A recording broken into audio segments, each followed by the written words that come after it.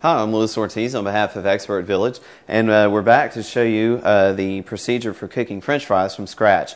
Again, we use some Idaho russet potatoes, which we've peeled and rinsed already, and I cut these into a French fry shape, and it's kind of a thicker cut, more like a steak fry in that sense. And you can do these with the skin on them. I just chose to skin the potatoes just so that you could see a little bit better example with the cameras and such. So we've got these ready to go. I patted the residual moisture off of them. As I was cutting these, I just put them in some cool water so they wouldn't turn brown and start to oxidize and do funny things to us. So as I finished cutting all these, I pulled them back out of the water, dried them with some absorbent paper towels, and took the residual moisture off. Again, we're using a two-part cooking procedure, and my countertop fryer is ready to go, and it's set at 320 degrees.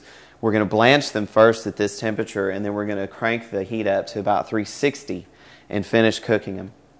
I've got some parchment paper here and just a Pyrex that I'll lay the French fries out on once they're done. So we've got some nice, fresh, clean canola oil in here.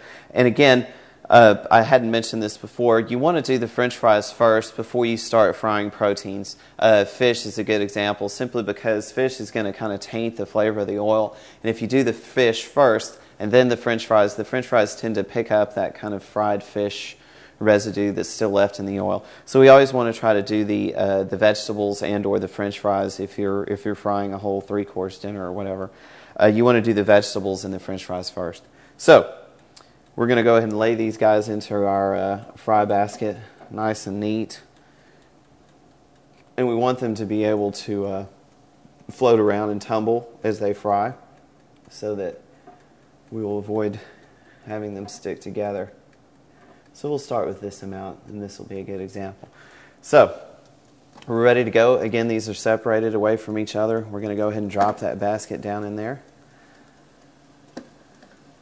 And we're going to put a blanch on these, and we'll come right back, and as I pull these up out of the oil, I'll show you what they look like and the kind of texture that we're looking for so that we know when to stop the blanching process.